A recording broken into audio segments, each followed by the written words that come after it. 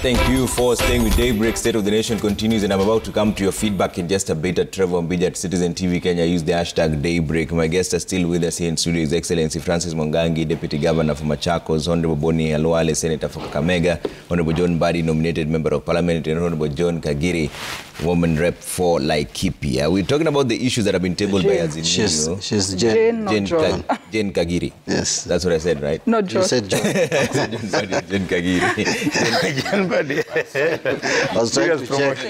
I've changed. Sorry, I meant Jane, Woman Rep for Laikipia. And let's start with you, Kagiri, on this issue of audit of the 2022 presidential election results. That's one of the other issues that has been tabled. Is it a necessary? Trevor, allow me to take you a step back and just comment on the previous question on in regards to other parties joining Kenya Kwanza. And I would want to bring in the perspective of a mother. If, and considering that I'm one, if I found my children every lunchtime they're running to their neighbor's house, I would be forced to want to go and check what happens in that house that causes my children to want to go there. And so in the case of Azimio, I think they should not feel jilted by anybody who has decided to move to the Kenya Kwanza side. Because number one, I feel if I was in Azimio, I would be a very frustrated person.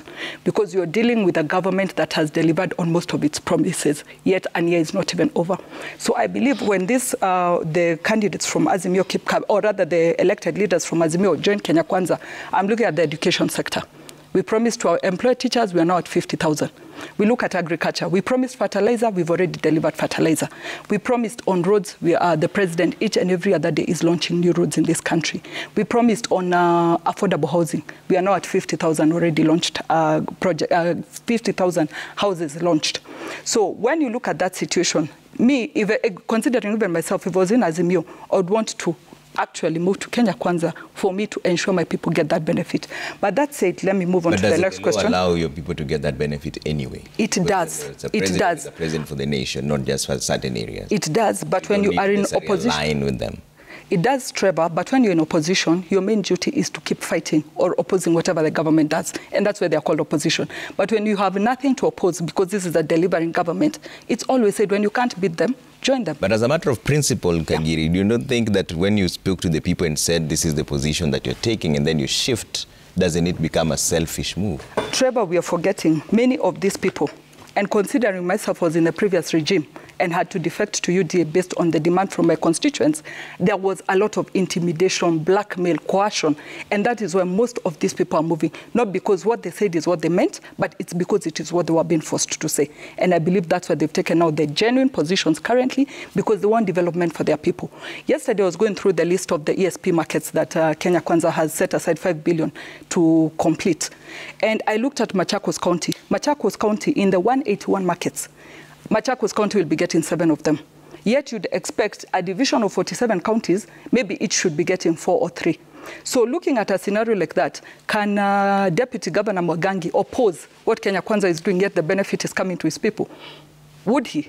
I'm sure the answer is no, because genuinely he would want his people to be assisted, he would want his people to progress, because when Azimio keeps talking about the cost of living, let's remember cost of living is the amount required for your food, clothing, shelter, health, and etc.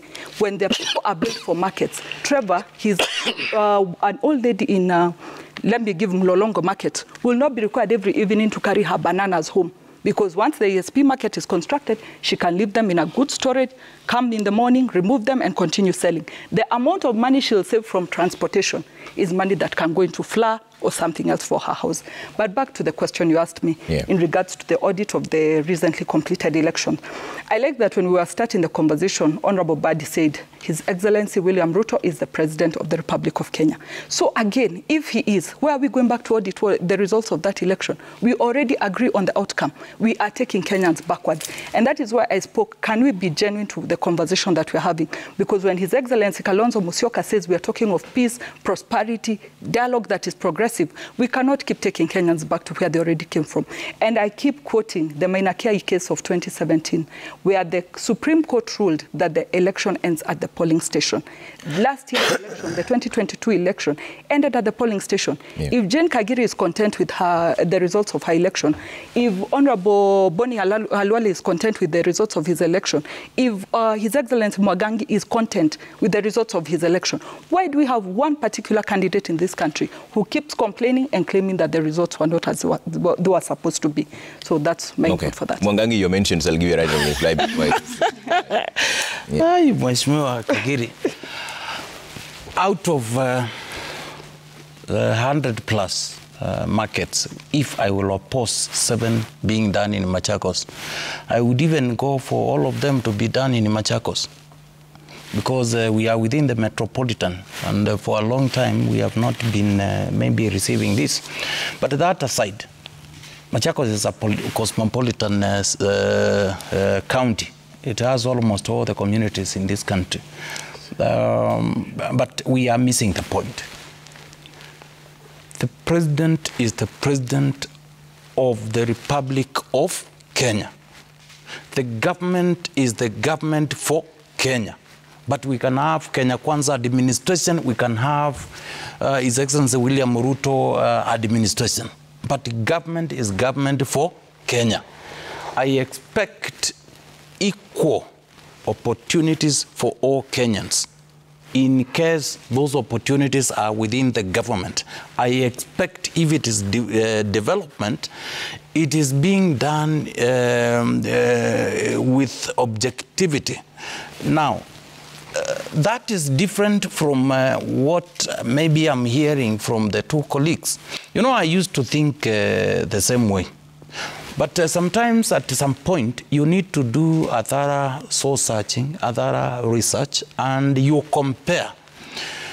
What we are saying, in essence, is when we are saying, let's not have members who started as Kenya Kwanza start shifting to Azimio and vice versa. What I mean is, you know, if there is a debate, for example, of a certain law in the House or certain policy in the House, and we have almost 2 strong opposing sides, whatever you will get is something that is thoroughly researched, something that Kenyans have input. Yeah. But when you have one side that is too strong, that has absolute majority, what it means, even the input of the minority might not find its way to the main document. And Kenya loses. Kenyans lose. That is what I mean. Okay. That is different from what I'm hearing. It's like for you to have the national government development, to go to where you represent, you must sing their song. That is totally different. Okay. Yes. Let me Halwale, the audit of the 2022 elections, that's the other issue that we're talking about. Is that a necessary conversation to be had? Or is that chapter closed regardless of the fact that there are some jitters here and there? There is an emerging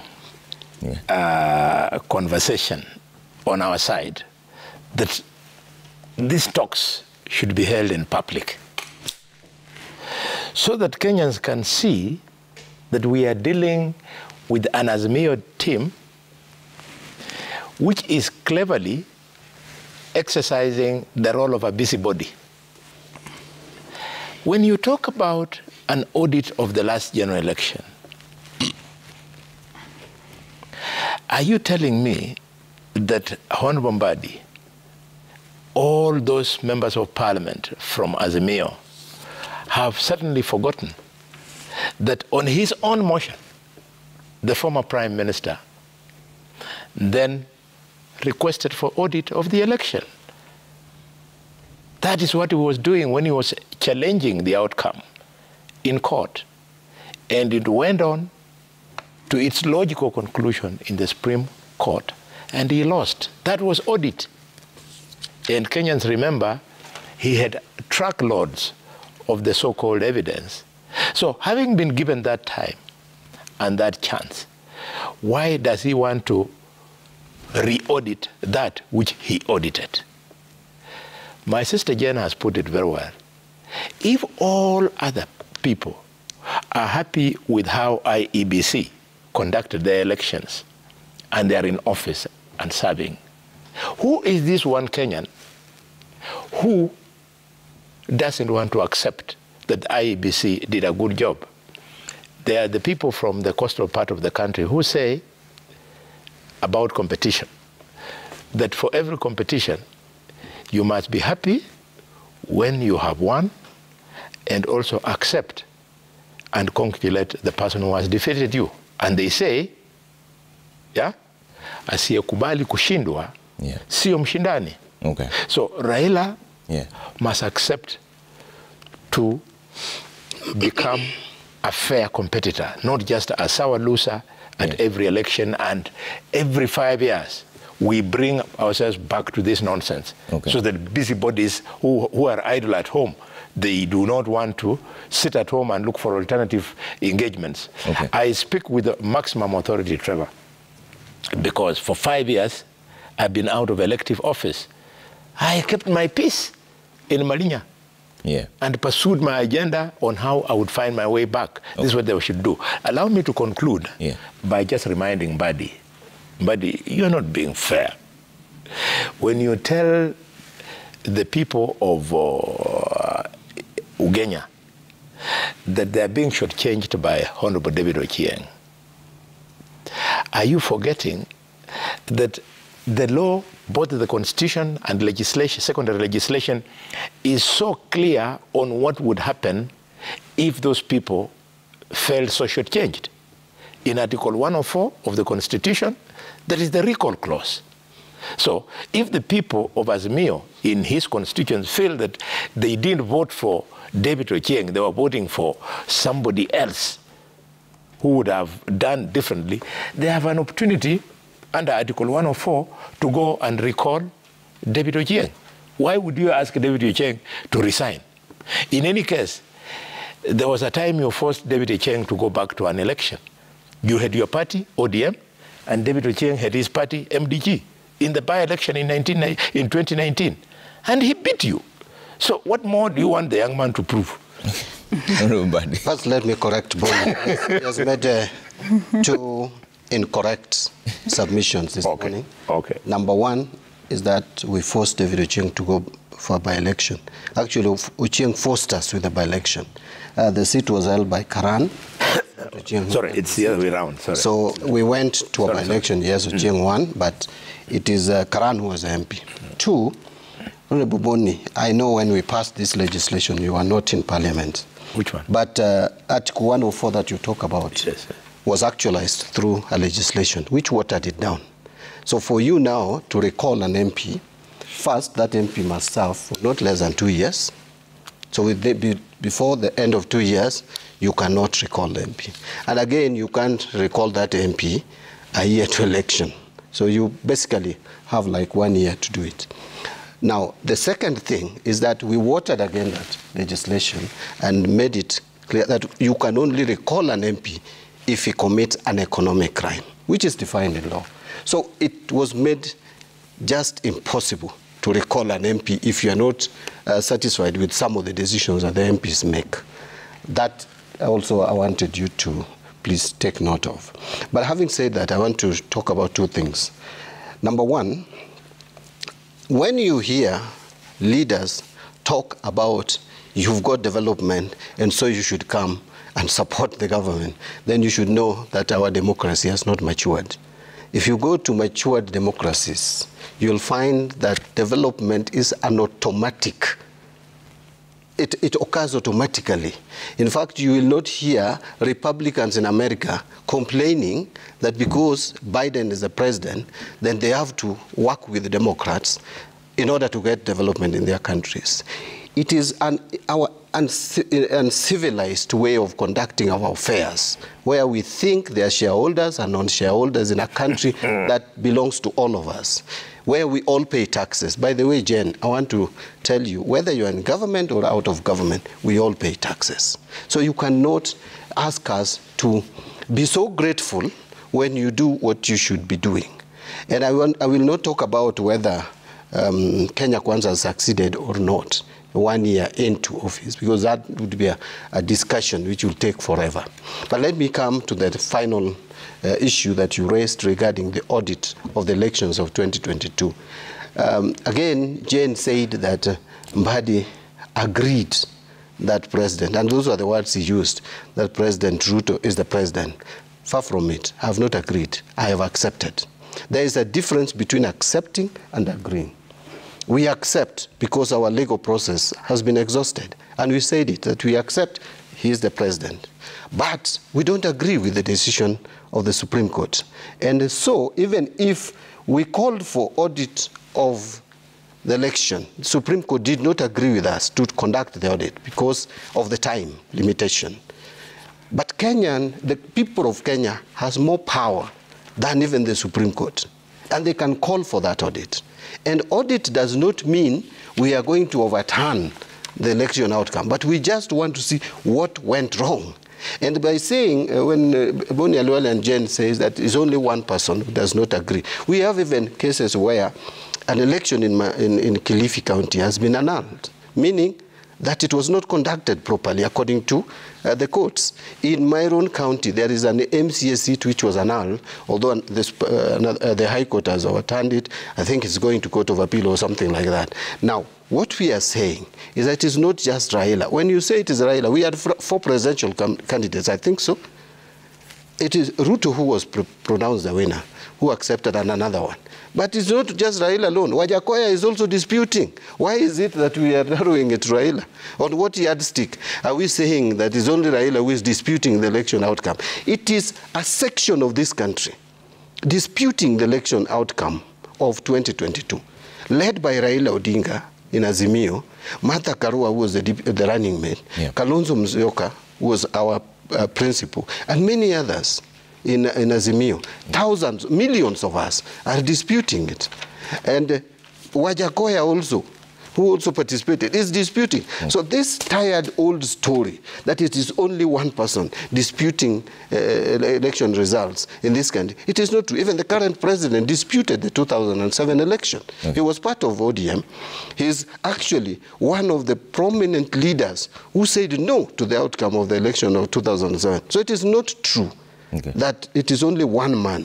I think this idea of trying to demonize Raila, and let me tell you, in a country or in a society, you will have few courageous people who stand when the rights of individuals is trampled upon. Okay. Now let's talk about something else on the other side. There's only one issue that you agree on, IBC Constitution, and we'll talk about that shortly. But let's go through the Kenya Kwanza agenda, at least that has been presented so far. Office of the Leader of Opposition. And I'll start with you, Mwangangi. Is this a necessary conversation? Thank you. Trevor, allow me, I comment on the audit, because I did it. But before I go there, I want to say, in a democratic country like Kenya, it is good when you have 2 strong opposing sides. I can tell my colleagues here, it is even healthy. A united minority, because in Kenya we talk of opposition. I think unless it has changed, we have minority and majority.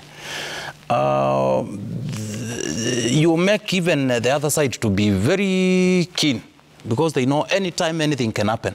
So anything they bring for the implementation or within the country, they will be very much keen, because they know there is another side which is very keen, which is very watching. It also makes those in the ruling to be cohesive, because in case they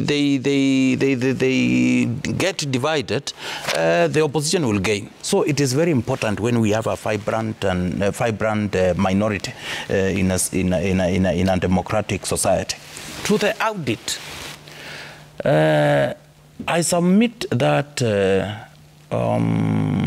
whatever decisions, particularly in our Supreme Court, they are today quoted worldwide. I've had several meetings, global in nature, and I've had somebody in America, somebody in Germany, quoting something that happened in Kenya. I think Kenya Kwanza should not think this audit is being done because Azimio just want it done. Maybe there is something they know that happened and they want to expose it. I want to look at it differently. You know, if we do this audit objectively, maybe we will use whatever anomaly we identify to strengthen our law so that our future elections are held the way they should. We don't have this kind of 5-year cycle of violence, which is costing this country economically, socially, environmentally, and in all ways. Nobody is interested in that. We need a country that is stable politically. We need a country that is focused on the development. So in this case, I urge my colleagues, we accept in one accord that this audit is necessary so that we can continue improving to have quality elections that will make sure any vote counts. Okay. Yes. And on the leader of the opposition, because that on the leader of minority in Mbunge, I think it is necessary. It is necessary. Remember in my opening remarks, I said our parliament, our national parliament, everybody, is it the county governments? We find our way here. Okay. Judicially, they find their way here. Okay. All reports from the government, they find their way here. It is important we have this leader in this particular institution. Okay. It's very important. So you agree because most of the, I agree with that proposal. Okay. I agree with it totally. All right. Yes. Kagiri, the argument behind the leader of opposition office on your side, and Buddy had asked that question earlier on, saying how then do you want to be put on check, and yet when the MPs are being poached, you don't think it is a big deal? Trevor, again, I repeat, they're not being poached. They're just attracted to the benefits on the other side and to the great work that Kenya Kwanza government is doing. And before I respond, Trevor, allow me to correct both of my colleagues. I think they misunderstood me, because what I was saying about the ASP markets, it's not that they are benefiting because they are pro the government. In fact, I looked at one of the Azimio agenda, and they're talking about inclusivity in government affairs, and I would consider that doublespeak, because if we look at the stalled road projects in this country, the ESP markets stalled projects, those were in the previous regime. If you look at the allocation of those markets and roads, Trevor, in fact, Azimio should be crying out for the other side of the government that was not pro the handshake. Because I mentioned about the 7 markets in Machakos. I've just checked, Homa Bay got 5 markets. Laikipia got 2 markets. And that's because Laikipia was not pro the handshake. So it's at that point, Honorable Badi and the NASA coalition should have spoken out and told the Uhuru Kenyatta government that you are not being inclusive in this government. You need to benefit every person in this government. For me, I would even think the award on inclusivity needs to go to His Excellency William Ruto, because he came into government, they are still opposing him, but still he goes ahead and ensures that what is supposed to benefit every Kenyan in this country goes to them, irrespective of whether they support or oppose him. So that is what I meant, and that is what I said. So I think I was probably misunderstood on that one. We pay taxes and everybody needs to benefit, and we appreciate that the current president considers that and is doing it. Now, in regards to the office of official opposition, I think I'd spoken into it when we were starting, but it's still good to mention that it's going to be a very difficult task, as much as we are looking forward to it being created, because we have a performing government in place, and that is the Kenya Kwanza government. What is there to oppose? We put His Excellency Mwangangi on the spot, and he said he cannot oppose markets coming to his place. I'm sure Honorable Badi would not oppose the 5 or so markets coming to Homa Bay County, the roads that are going to continue being developed in their areas, because directly they are impacting their people. So we welcome the office of the opposition. However, I don't know what work will be there for him, because this is a delivering government. All right. Honorable Luale, wouldn't that just be an extra burden to the taxpayer for no reason, because you have the office of the minority already? Lessons learned. Yeah. We are doing this because we have learned that the opposition, when the leader of the opposition is leading the opposition from outside parliament, they are less effective.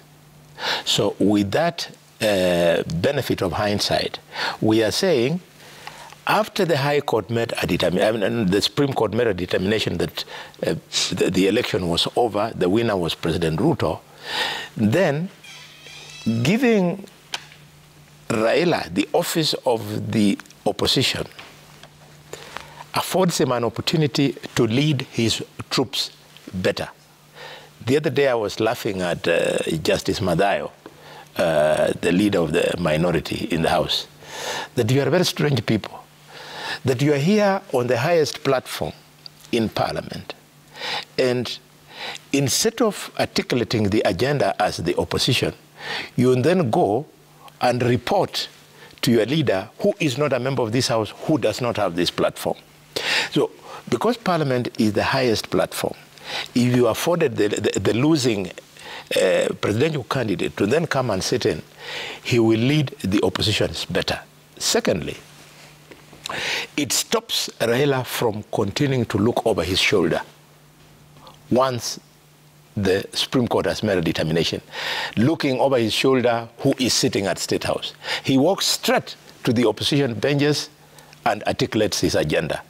It's not a bad thing. That does not mean there's going to be duplication. What Opiyo Wandayi is doing today will then be done by the Honorable Prime Minister. He will be the leader of the opposition, and it's going to be very effective, we hope. Okay. Honorable Badi, will having the opposition be leader in Parliament be more effective? Again, can I just take 1 second and correct my sister here Go ahead. on ESP? You know, I've been around a little longer. Some of these ESP markets started way back. In fact, in my first term in Parliament, the 10th Parliament, we were in Boni and Wale. And one of the markets you mentioned is actually in my constituency, Sindo. It was not started during Uhuru reign. It was started way when Uhuru was the finance minister. And so they are just projects which, because of our... In fact, under coalition government. Yeah. A true coalition government. of our president. So, which is okay, because again, but I want to also, again, you need to observe that when you say that these people are crossing the floor because there are benefits, there shouldn't be benefit anywhere. Benefit should be equal. So people should not be crossing the floor to get benefits. You are contradicting yourself. But let me now come to the issue of the official opposition. You see, Trevor, facts are facts. This country is divided in almost 2 equal parts in terms of voting pattern. Whether we like it or not, even 2027, there will be a winner, but you will realize that the other side, which is considered the loser, will garner so many millions of votes. And you cannot have a presidential candidate who garners millions of votes just stay out and without a platform to articulate the same. We embraced a pure presidential system without thinking our situation. Our situation is completely different from the American system. So we must have a system that really addresses the Kenyan situation. Okay. And so I fully support. So you support this? That we should have the person who comes as a runners-up in an election needs to but you see, you cannot do it without amending the constitution significantly and changing the architecture of government. Okay. Because in a presidential system, you cannot have official opposition leader unless you just create that office and leave it outside there. Okay. But if you are to have that office in Parliament, you have to have kind of a mongrel. You must have a system where it accommodates both presidential and parliamentary. And if you're bringing the official opposition leader in Parliament, then you must bring someone like a prime cabinet secretary or prime minister also in Parliament to have some kind of, as someone speaks on behalf of the government and another speaks on behalf of the opposition. But my final comment is in response to what Laboni Alwali said. You know, when you are laughing at Madzayo, I thought also I should laugh at you. Because as you laugh at Madzayo for going to the opposition leader outside to seek for guidance, you also go to State House to seek for guidance. State House is not part of Parliament. So what, you know, it's only that, do they call it, I'm not very good in Kiswahili, nyani haoni kundule. So you are not seeing the log in your own eyes, but you are seeing the log in Madzayo's eye. Okay. This Dr. Boni Alwali, the chief whip in the Senate of the government, also see the log in your eye. Okay. There's a lot of feedback coming through, and we'll talk about the 2/3 gender rule because it's another issue that has come up. But let's bring up the feedback. Trevor Mbija at Citizen TV Kenya. Use the hashtag Daybreak. Should we bring that up now or hold on for a second and then we'll see what you're saying online? But before we get into that, let's talk about the 2/3 gender rule. Or is this feedback up already? Okay, let's bring that up and see what you're saying online. Let's bring that up and see. Sir Nixon Dugire says, supposing Honorable Raila had not vied for the presidential post, would there be the peace talks, considering that all other 5 leaders we elected have no problem, even with the servers? Hope the talks will address the main problem. Okay, let's see what else you're saying. Let's bring up another one here. Ken Nyaminde says, political parties use a lot of resources to campaign for their candidates. A vote, for example, for an Azimio candidate is a vote against UDA. It is a betrayal to voters to be voted in on one party, then work with another. Okay? Okelo Mwalimu says, throughout my life, I've learned not to trust 2 groups of people, politicians and witch doctors. Having listened to heads of bipartisan talks teams, Honorable Kalonzo and Ishungwa, I'm convinced I made the right decision. The words they spoke were full of suspicion and mistrust. Engineer Nazaro says, Honorable Kalwale, inclusivity doesn't necessarily mean sharing food with the regime. We are only calling for soberness amongst those who are drunk with power. Utterances like our company leaves out half of Kenyans to think Pwani si Kenya. Okay? Babu Michael says, political bad manners has become a norm and a tradition in this country. In fact, the government even rewards them, so it looks legal and the right thing to do, but in the other hand, it's a slap on the face of the electorate. Go seek fresh mandate. Okay? Noni Bella says the entire ODM, including Honorable Mbadi, moved to Jubilee in 2018 in a highly sensationalized handshake. Did the conmanship of switching political affiliation apply then? Why are we shifting goalposts? Okay, Mbadi wants to respond to that directly. Let's bring that up. Let's take it back there. It was Nene, I think, who's Noni Bele. Says the entire ODM, including Honorable Mbadi, moved to Jubilee in 2018 in a highly sensationalized handshake. Did the conmanship of switching political affiliations apply then? Why are we shifting goalposts? We didn't move to Jubilee. What did you do? We entered in an arrangement with Jubilee to work together. But you see, if you move as a political party, there's no problem with that.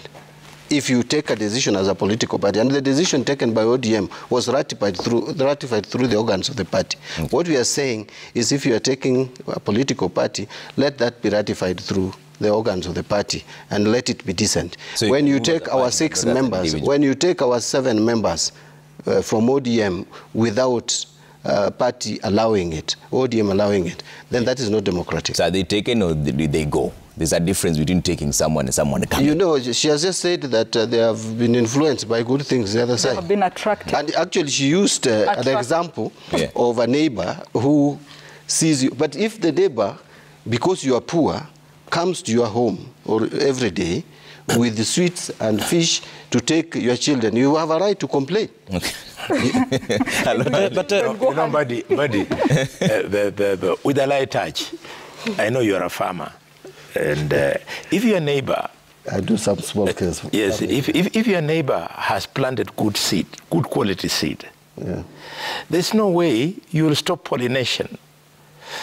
You invariably, when pollination now takes place, the wind blows the good seed, it fertilizes on your side, and you partake of the quality seed. So these 7 members of parliament is just cross-pollination. But then I get,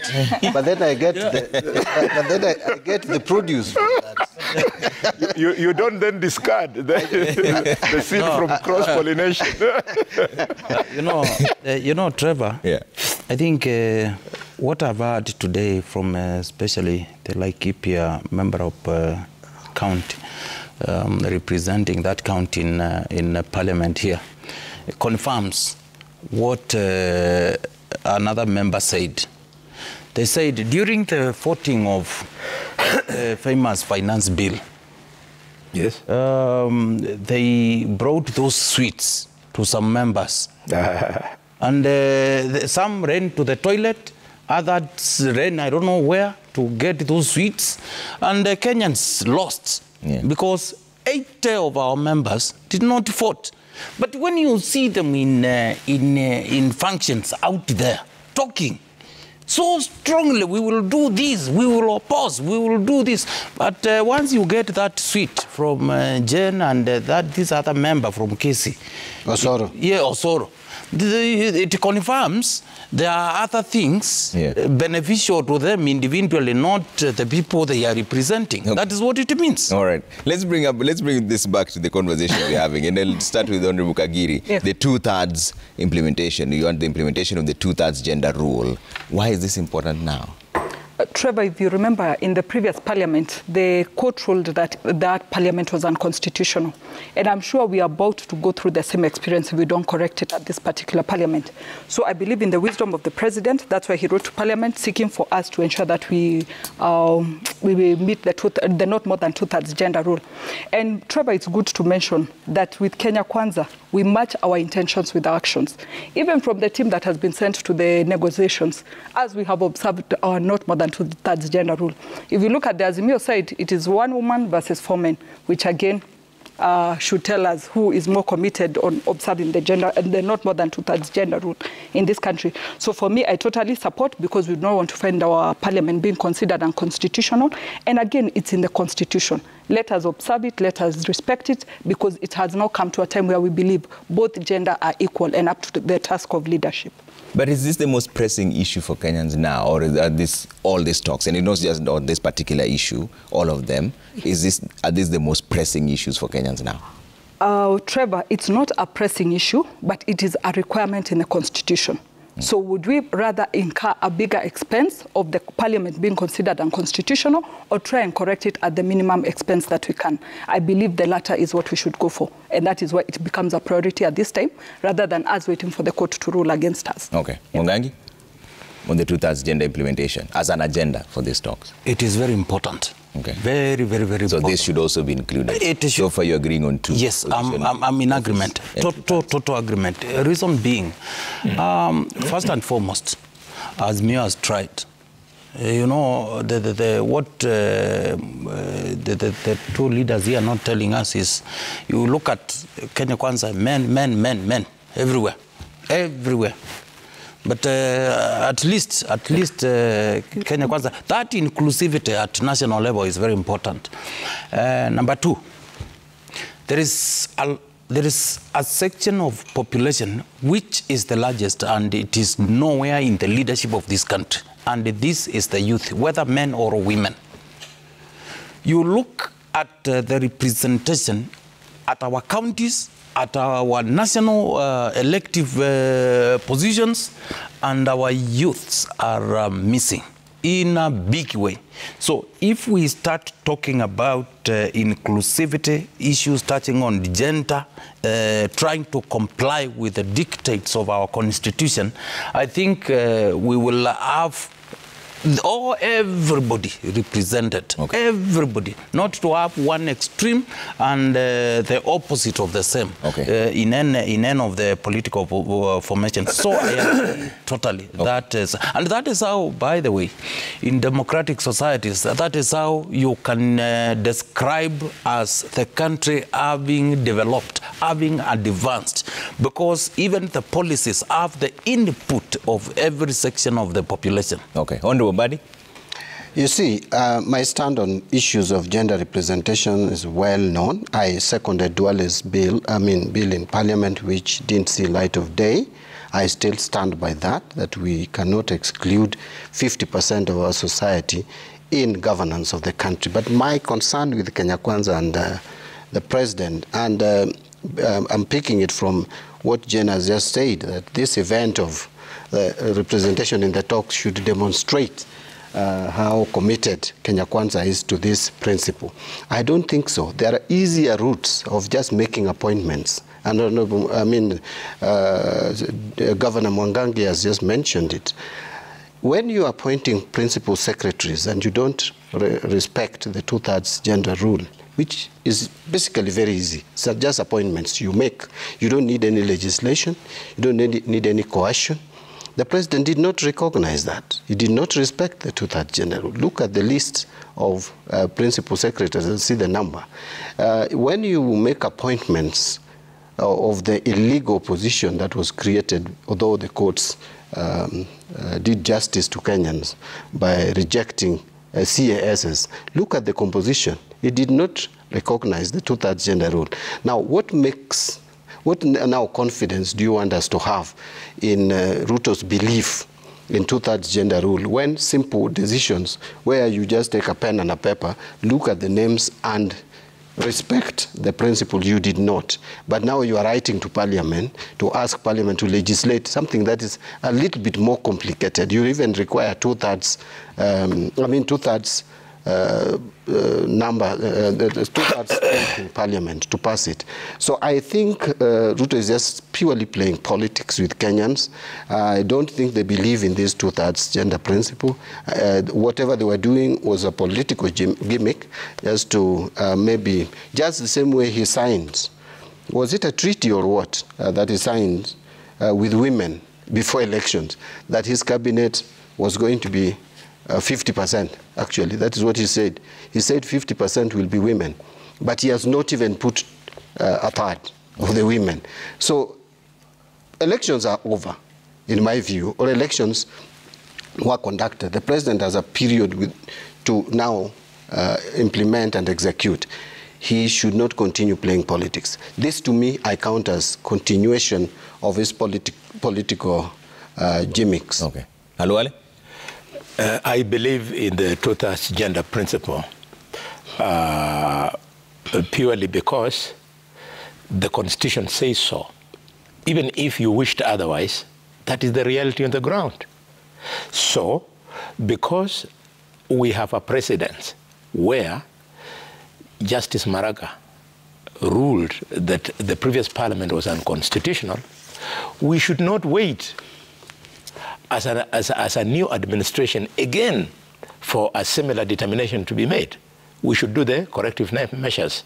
I think our proposal on the Kenya Kwanza side then confirms that we believe in the principle of the rule of law. Kenyans have come of age. Today, the majority of parliamentarians in Homa Bay and in Nakuru are women. Homa Bay has got a very sizable number of women in leadership. Almost 50%. 50%. We have Mbarire, a woman, she's a governor. Ndeti is a governor. Susan Kahika is a governor. Gladys Wanga is a governor. So we are saying that if this is now what is emerging, before you know it, the male chauvinists, you might be the ones who would want to benefit from that gender rule in the fullness of time. And now, given that we already have 81 members of parliament in parliament, 81, we just need a small top-up of around 30 to meet the constitutional threshold for the two-thirds gender rule. Why not do it? Do we hate our women this much? Or do we fear them that much? I support it, okay. And I want to appeal to Honorable Kalonzo Musyoka to lead his troops to find convergence with Kenya Kwanza on the issue of two-thirds gender rule. Okay. The issue raised by my brother Mbadi, his fear that Senate decisions will be made by the bipartisan talks that will invite constitutional amendment, why not? Okay. If that becomes the case, that we must amend the Constitution to meet the two-thirds gender rule, the Constitution to bring in the leader of the opposition, so that there can be normalcy, peace, and stability in our country, then let us do it. Okay. Now there's the issue. Can I just correct? I didn't express fears. What I was saying is that there, yes, as we pursue that, there are easier ones, like just making appointments. Yes. Make those appointments so that we can demonstrate that we are really and truly committed. By the way, as Emio, look at BBI. All these proposals were there. Okay. So there's most likely this will end up in a referendum at some point. But there's another issue that they've raised, the Constituency Development Fund, entrenchment of CDF. And Buddy, I'd like you to hear from you on this, because you've been a legislator for quite some time. Is this a necessary move? Well, I don't think that should form part of the talks at the Bomas, unless we just, because I don't think there is anyone who has a divergent opinion on that matter. CDF agreed across. It was again also in the BBI. We wanted to retrench CDF into the Constitution because it has been facing constitutional challenges in court. And it is a fund that everybody agrees. Forget about the implementation of it. We can disagree at the implementation stage, how it should be done. But the existence of that fund and also the National Government Affirmative Action Fund, it is agreed across board. In fact, I'm one person who believes that if there is any money to be devolved to the grassroots, I would support it. Because we don't want money to be stuck here at the national level, to be centralized. We want to devolve money. Yeah. Kenyans wanted money to be devolved and taken to the grassroots. So CDF, yes, it is a valid thing, but there is already a discussion in both houses. We had a team already discussing the same. Okay. So let that be actualized quickly. It doesn't have to really form part of that discussion. To me, it's clogging the agenda for nothing. So far you are agreeing with 3 issues from the side of Kenya Kwanza. There's the leader of opposition, there's 2/3 gender rule, and now there's CDF. It's not even, by the way, even the issue of Prime Cabinet Secretary, you know, what I'm saying is all these issues were in BBI. Go to BBI and read, Trevor. You know, that is what makes me very excited. Because these things, we talked about them before election. Yeah. And our friends here who are now really defending these things with their skin are the same ones who said we wanted to create positions, we were not interested in the life of, the welfare of Kenyans. Now they are the ones who are taking off the negotiation table, the cost of living, but leaving the same things they were accusing us of bringing for the selfish interests of politicians. Okay. If now they have seen the light, let's bring all those issues, but let us not also forget the cost of living. That's what we are saying. All right. Kagiri, on the CDF issue, or is that agreed across board, just like... I'm in agreement. 100%. And Mwangangi, same thing? Same thing, but with some comments. One is these affirmative funds, and I will add something else.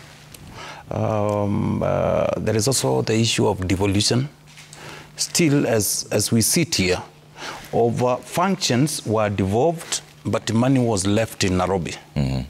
National Assembly consistently, even when I was there, we continued, and the trend continues to date, that we allocate functions that have been devolved. We continue allocating monies to those functions at national level.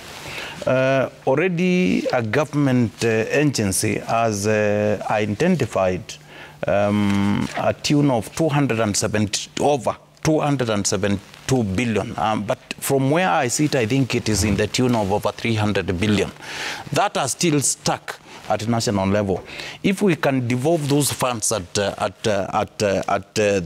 our rural areas, it will improve a lot. It will grow this country. It will transform this country. More opportunities will be created, and then a lot will be done. Now, there is something else that is never discussed. And I think Dr. Karwale could have been the best person to bring forward this, even Honorable Bandi. Our senators, they need kind of an oversight kitty, because they need to move around and see these devolution monies. Where is it going? This even CDF, even this affirmative action, because they sit at national level to oversight what is happening both at the national level and at countryside. So it is very important we make their work easier, and even able to lead an office that has researchers, that in case you hear you have an administration that has gone rogue, I'm talking about any devolved unit, has gone rogue in terms of corruption. They are not doing what they are supposed to do. They are able to move in and ensure that they do what they are supposed to do. So I think as they look at the National Government Constituencies Development Fund, let us also look at those others. So at the end, we have a governance that is responsive to the citizens of this country. All right. Let's finish up with the feedback and then come to closing remarks on this conversation, because there's an agreement on the reconstitution of IBC. The only issue that has not been agreed on is... My thoughts on CDF? Yes? Okay. Thoughts on CDF? Yes. I think CDF is very popular. Yeah. CDF has worked.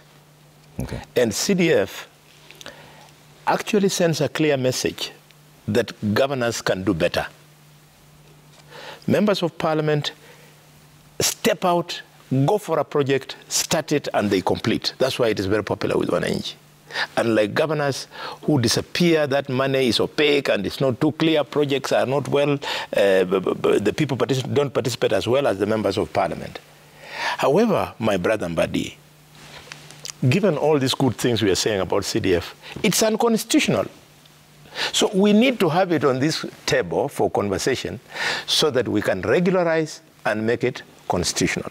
Finally, on this point, the issue raised by my brother Mwangangi, His Excellency, about the Senate Oversight Fund. Let it be clear to Kenyans, as a senator, and speaking on behalf of all the senators, we do not want any money for implementing projects. That I end up in Kakamega and I say, due to my initiative, I have constructed this hospital. I don't want. Even if somebody gives me, it's not tenable. How would I then compete with the governor? He's building a hospital here, I'm building toilets here. We don't want. All we want is the strengthening of the senator's office so that he can do effective oversight. Okay. It is a constitutional imperative that for any legislation to be done in the county, for any project to be implemented, it must be preceded or be accompanied with public participation. If you had a strong Senate Oversight Fund, it becomes very critical during public participation. Why? Because the public participation that takes place at the moment, Trevor, and Mwangangi, with due respect to some governors, they go to Machakos. Okay, let me not use Machakos. They go to a county headquarters. Yeah. They take their 100 people.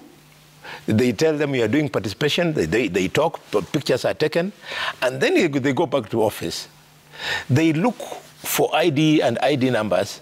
1,000 people, fake signatures are made, and they say 1,000 people did public participation, when only 100 people participated.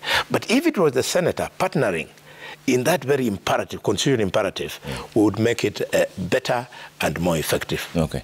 Do we all... Yes. And I want also to add something else on the same.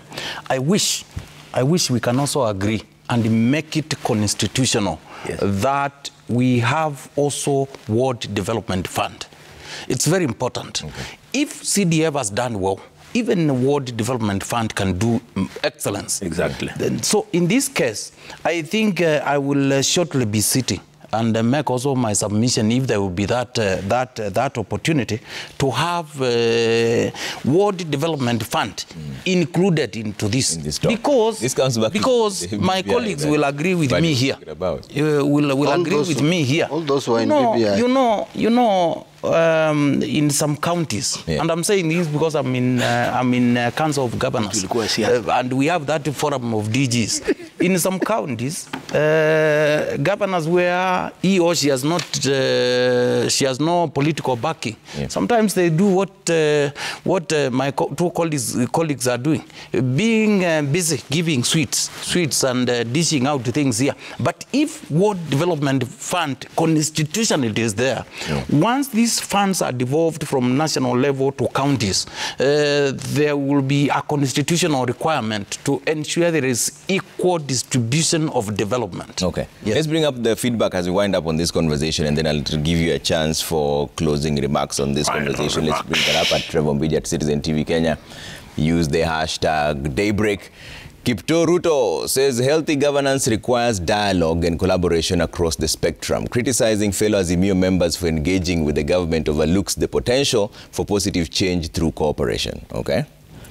Reverend Harry Kosgei says on this second bipartisan talks, kudos. Let it go the same till the end. Thus creating an official opposition leader office will be for Kenyans, not an individual. God bless. Okay. Branch Emwa says, my worry is that we don't have youth representatives in these bipartisan talks, or the cost of living isn't affecting youths. Both teams are neglecting youth development, resulting in a shortage of skilled workers, hindering nations' ability to compete on global scale.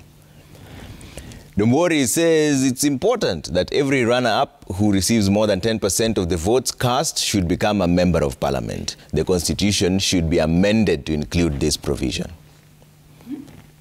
Peter Gisare says, we welcome the Bomas of Kenya talks. Let them put their egos aside and discuss tangible issues. Godi Baraza says the state of our nation squarely lies in the hands of the Kenya Kwanza and the Azimio team leaders spearheading the talks. If they will not accord commitment and seriousness to the talks at hand, we should be assured of a divided Kenya. Honorable Alwale, before we give you closing remarks, if now there's an agreement that you'll talk about the IBC reconstitution, that's fine. The only thing that you don't agree on is the high cost of living, but yet you all agree that there is a high cost of living. Why isn't this a point of discussion then? If the high cost of living, for God's sake, cannot be reduced by people talking. The high cost of living will be reduced by people working. The active action of lowering the cost of fertilizer from 7,000 to 2,500, we are reducing the high cost of living. The initiative taken by Kenyans to go to their farms when the rain season started will contribute towards lowering the high cost of living. The prudent management of public debt and lowering the appetite for borrowing will manage the cost of living. And don't forget, Trevor, that as of yesterday, President Ruto had paid 300 billion worth of the debts that were borrowed by the handshake people. So we are moving. The high cost of living will be reduced by the national government releasing money from the center to the periphery. What has President Ruto done? He has released all money that was owed to all county governments. And what's more, on 15th of last month, he already released to governors the money that is due to them for the year, for the new financial year. Okay. In fact, on this platform, allow me to remind the people of Kakamega that out of the new financial year, Governor Baraza has received 1 billion shillings, 597 million towards development. So no governor, and I'm glad Mwangangi is here, has any excuse.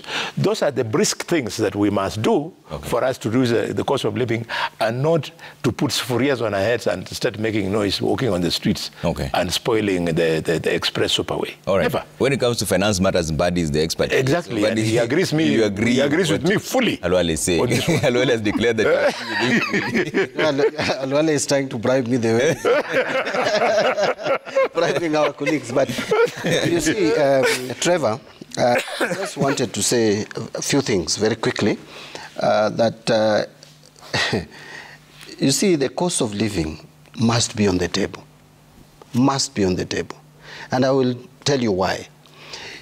What Senator Duale is doing is trying to prescribe for us medicine. We take it, we like it or not. We are a country. We must converse. One of the reasons for rising cost of living is if you come up with policies which would affect the living standard. If you want to know that cost of living is coming down, there are indicators. One of them is money in the pockets of Kenyans. If you walk around, do Kenyans feel they have more money in their pockets? The cost of loan, taking loan, if the interest rates are rising, then the cost of living is rising. The other, and I can mention many of them, including what he has just talked about, if our debt level is going down. And, you know, Trevor, it is very interesting that Luale is taking what the president has said as the gospel truth. Far from it, I will tell you. Really? That, far from it. And I will tell you, and I want to ask my president, please, if it is your technical people who are lying to you that you are reducing the debt of this country, it is not true. The debt stock is rising. And the reason why you are now very proud and happy telling the people of Kakamega that they have received money, do you know why? Do you know why money has been released from May? Tell me. It's because of borrowing. We have borrowed a lot in May and June. We have simply transferred borrowed money to the counties, Aluwale. That is the truth. And I will tell you that from September last year, 30th of September, to June, you have borrowed more than 1 trillion shillings. And it is there in record. I even have it in my phone. If I could open it, I would open and give you. I get these statistics almost every day from government and not from opposition. We don't manufacture these statistics. So in my concluding remarks, President should not tell Kenyans that we have reduced our debt by 300 billion. That's a big lie.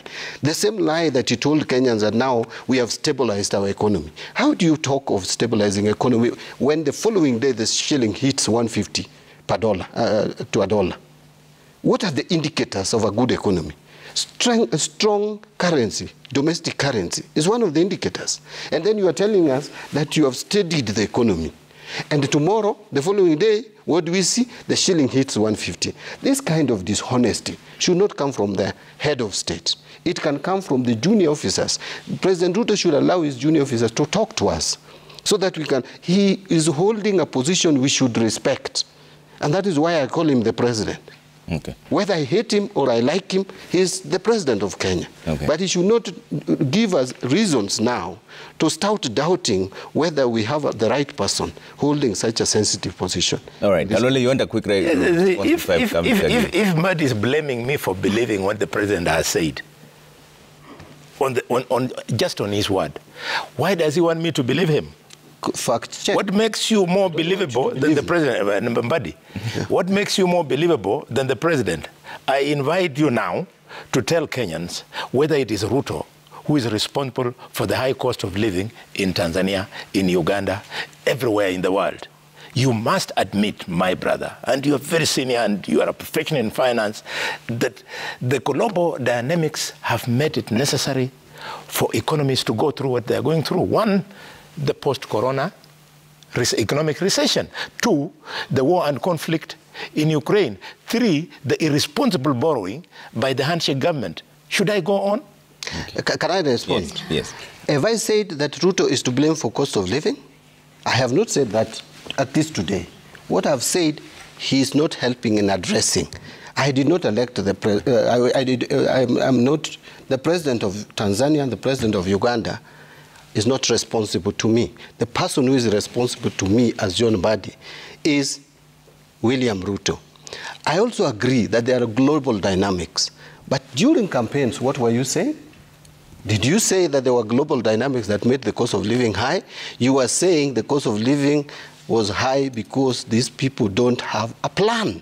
In fact, that was the president's language. Now that plan should be actualized. That is what we are calling for Ruto to do. And please don't lie to Kenyans that you have reduced what I've just seen in the Nation newspaper. And don't believe me, Dr. Boni Alwani. Just go to the statistics. Go to even Parliamentary Budget Office. Get the debt level as at June. Or even today, they can give you the debt level up to the end of July. They can give you. Go and get the debt level. Compare it to the debt level, which was 8.7 trillion, or the time they took over. Our debt level today is over 9.7 trillion. We have increased our debt level by 1 trillion. You cannot cheat Kenyans, lie to Kenyans, that 300 billion has been taken off our debt. That is a big lie. That someone who understands finance cannot sit here and leave that go unchallenged. Okay. I would be responsible. Why shouldn't this be a conversation? Because even from the heated discussion between Alwale and Mbadi, it means the cost of living. First of all, do you agree that it is high?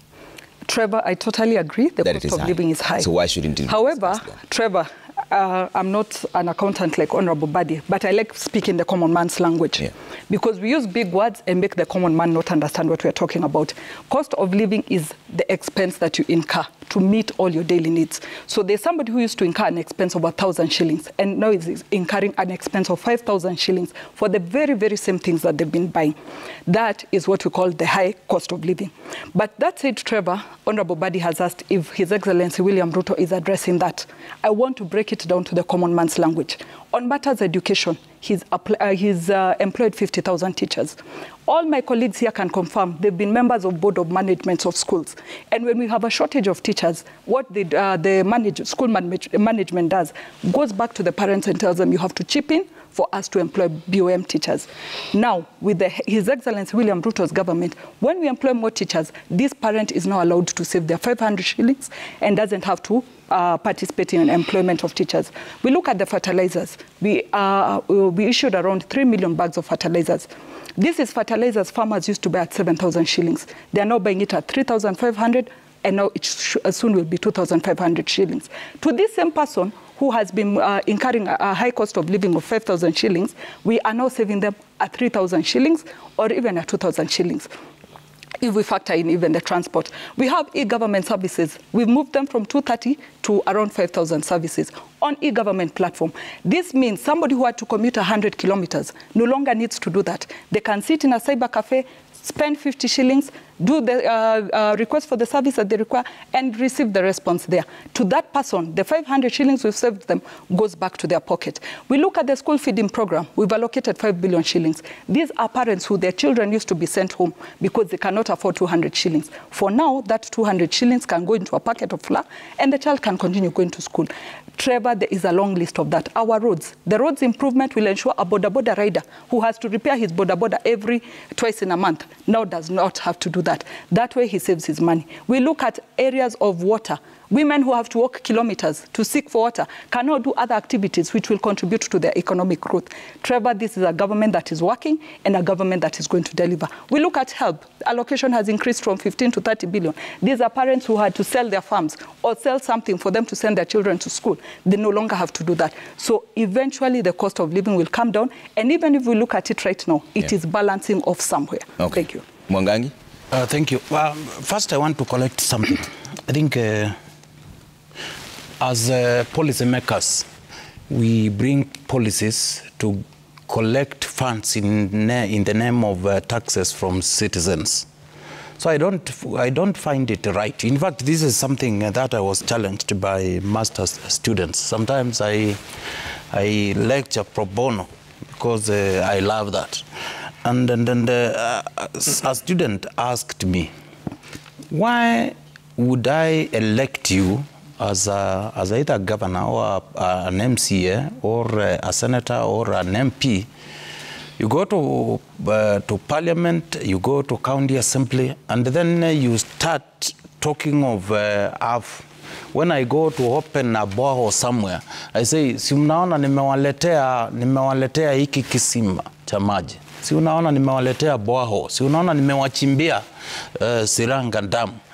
Then that brings me to a question. If you are collecting taxes from the public, don't go just thumping you have done this. Okay. That is why they elected me to go and do that. Okay. And you should be specific. I've used your taxes and my government has done this to do this for you from the taxes I've collected from you. It is very bad we collect taxes from the public and then we start using it to build our names. Okay. That is bad. All right. Now, and bad manners for that matter. I want to say this. I think this issue of cost of living, it should find itself at the center of discussion. Okay. And why am I saying this? It's because, and if I were an advisor to Kenya Kwanza, I would tell them they should keep quiet, welcome this, so that the policies that they already have, they can pick what Azimio have, combine them and move on, make it better when it comes to implementing programs and the policies that are going to lower the cost of living. All right. Thank you. Ladies and gentlemen, thank you so much for making time. That's all the time we have for State of the Nation. Coming up next is Cooking Tips. All right, bye for now.